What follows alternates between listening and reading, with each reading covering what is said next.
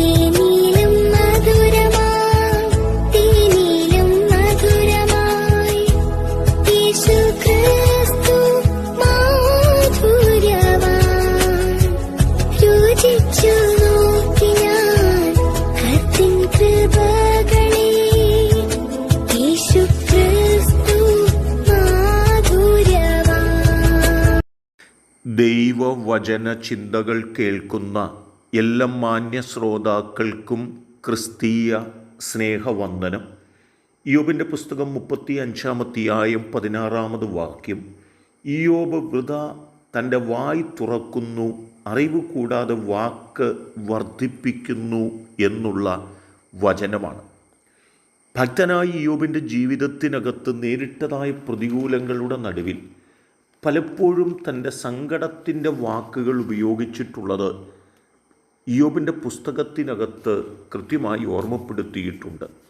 താൻ അനുഭവിക്കുന്ന കഷ്ടതയുടെ തീവ്രതയും തൻ്റെ സങ്കടയാചനകളോടുള്ള ദൈവത്തിൻ്റെ സമീപനത്തിൻ്റെയും മുൻപിൽ എവിടെയൊക്കെയോ തൻ്റെ മനസ്സ് വല്ലാണ്ട് ഭാരപ്പെടുകയും ആ നിലകളിൽ സംസാരിക്കുകയും ചെയ്തിട്ടുള്ളതായ ഘട്ടങ്ങളെക്കുറിച്ച് ഓർപ്പിക്കുന്നുണ്ട്.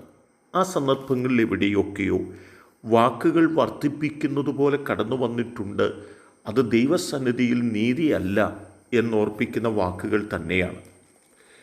1 ശമൂവേലിൻ്റെ പുസ്തകം 25-ാം അധ്യായത്തിലേക്ക് നാം ഒന്ന് കടന്നു വരികയാണെങ്കിൽ അതിൻ്റെ 10-ാമത്തെ വാക്യം വായിക്കുമ്പോൾ അവിടെ നാബാൽ എന്ന് പറയുന്നതായ ഒരു മനുഷ്യൻ്റെ അരികിലേക്ക് ദാവീദ് തൻ്റെ ഭൃത്യന്മാരെ പറഞ്ഞു വിടുകയും ദാവീദിൻ്റെ ഭൃത്യന്മാരോട് നാബാൽ പറഞ്ഞതായ വാക്കുകൾ, യജമാനന്മാരെ വിട്ടു പൊയ്ക്കളയുന്ന ദാസന്മാർ ഇക്കാലത്തു വളരെയുണ്ട് എന്ന് പറഞ്ഞാൽ ദാവീദിനെ അംഗീകരിക്കുവാൻ നാബാലിന് താല്പര്യമില്ല എന്നുള്ള പ്രസ്താവനകളാണ്.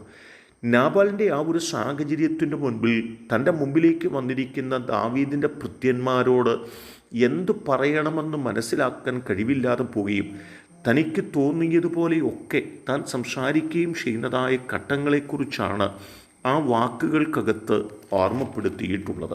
എന്നാൽ 23-ാമത്തെ വാക്യത്തിൽ വരുമ്പോൾ നാബാലിൻ്റെ ഭാര്യയായിരിക്കുന്ന അബീഗയിൽ ദാവീദിനെ തേടി വരുന്നതായൊരു വഴിയാത്രയാണ്. ദാവീദിനെ കണ്ടപ്പോൾ അവൾ ക്ഷണത്തിൽ കഴുതപ്പുറത്തുനിന്നിറങ്ങി ദാവീദിൻ്റെ മുമ്പിൽ സാഷ്ടാംഗം വീണ് നമസ്കരിച്ചു. അവൾ അവൻ്റെ കാൽക്കൽ വീണ് പറഞ്ഞതായി വാക്ക്, യജമാനനെ, കുറ്റം എൻ്റെ മേലിരിക്കട്ടെ, അടിയാൻ ഒന്ന് ബോധിപ്പിച്ചു കൊള്ളട്ടെ, അടിയാൻ്റെ വാക്കുകൾ കേൾക്കണമേ. ദുസ്വഭാവിയായ ഈ നാബാലിനെ യജമാനൻ ഗണ്യമാക്കരുതേ എന്ന് പറയുകയാണ്.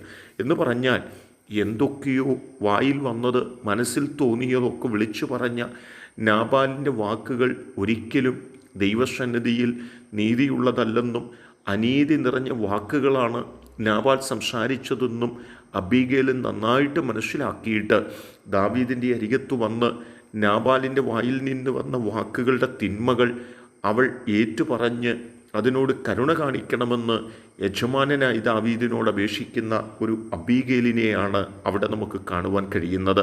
ഇയ്യോബിൻ്റെ ജീവിതത്തിലും പെട്ടെന്ന് വന്നതായ സാഹചര്യങ്ങളുടെ മുമ്പിൽ താൻ പറഞ്ഞതായ വാക്കുകൾ ഒരല്പം അതിര് കടന്നു പോയിട്ടുണ്ടോ എന്ന് തോന്നിയിട്ട് പറയുന്ന വാക്കുകളാണ് അവിടെയും നമുക്ക് കാണുവാനും ഗ്രഹിപ്പാനുമായിട്ട് കഴിയുന്നത്. ഈ വചനങ്ങളൊക്കെ നമ്മെ ഓർപ്പിക്കുന്നത് എന്താണ്? നമ്മെ സൂചിപ്പിക്കുന്നത് എന്താണ്? നമ്മുടെ ജീവിതത്തിൽ സുഖ ദുഃഖ സമ്മിശ്രമായ ഒന്നാണ് ജീവിതമെങ്കിലും ജീവിതത്തിൽ നേരിടുന്ന ഏത് സാഹചര്യങ്ങളുടെ മുമ്പിലും എന്തെങ്കിലുമൊക്കെ പറയുന്നവരായിട്ടല്ല, വാക്കുകൾക്ക് മീതെ വാക്കുകൾ ഉച്ചരിച്ചുകൊണ്ട് മറ്റുള്ളവർക്ക് മുറിവുണ്ടാകുന്ന വേദനയുണ്ടാകുന്ന അനുഭവങ്ങളിൽ കടന്നു പോവുകയല്ല. അതിനപ്പുറത്ത് ദൈവസന്നിധിയിൽ വിശ്വസ്തയോടെ നിലനിൽക്കുന്ന ഒരു ജീവിതത്തിൻ്റെ ഭാഗമായിരിക്കണം നാമെന്നാണ് ദൈവം നമ്മെക്കുറിച്ച് ആഗ്രഹിക്കുന്നത് എന്ന് ഈ ദൈവത്തിൻ്റെ വചനങ്ങൾ നമ്മെ ഓർമ്മപ്പെടുത്തുകയാണ്. എന്നെ കേൾക്കുന്ന പ്രിയപ്പെട്ടവരെ, സുഖമോ ദുഃഖമോ സങ്കടങ്ങളോ വേദനകളോ ഒക്കെ ജീവിതത്തിൽ വരാം. ആ സന്ദർഭങ്ങളിൽ നാം എന്തെങ്കിലുമൊക്കെ പറയുന്നവരായിട്ടല്ല, വാക്കുകൾക്ക് മീതെ വാക്കുകൾ പറഞ്ഞ് അധികം ഭാരമുളവാക്കുന്നവരായിട്ടല്ല, ശാന്തതയോടും ക്ഷമയോടും ദൈവസന്നിധിയിൽ നിൽക്കുന്നവരായിത്തീരാം. അതിന് നമ്മെ സമർപ്പിക്കാം. അതിനെൻ്റെ കേൾവിക്കാരായി നിങ്ങളെ എല്ലാവരെയും സർവീശ്വരനായ ദൈവം സഹായിക്കട്ടെ. കരുണയുള്ള ദൈവമേ, നല്ല കർത്താവേ, ഞങ്ങളാരും നാബാലിനെ പോലെ വായിൽ തോന്നുന്നതൊക്കെ പറയുന്നവരായിട്ടല്ല. ഞങ്ങൾ ദൈവത്തെ ഭയപ്പെട്ട് ദൈവസന്നിധിയിൽ നിലനിൽക്കുന്നവരായി തീരുവാൻ ഞങ്ങളെ സഹായിക്കണമെന്ന് ഞങ്ങൾ അങ്ങയോട് പ്രാർത്ഥിക്കുന്നു. ദൈവം ഞങ്ങളെ സഹായിക്കുന്നത് കൊണ്ട് സ്തോത്രം. യേശു കർത്താവിൻ നാമത്തിൽ തന്നെ ആമേൻ.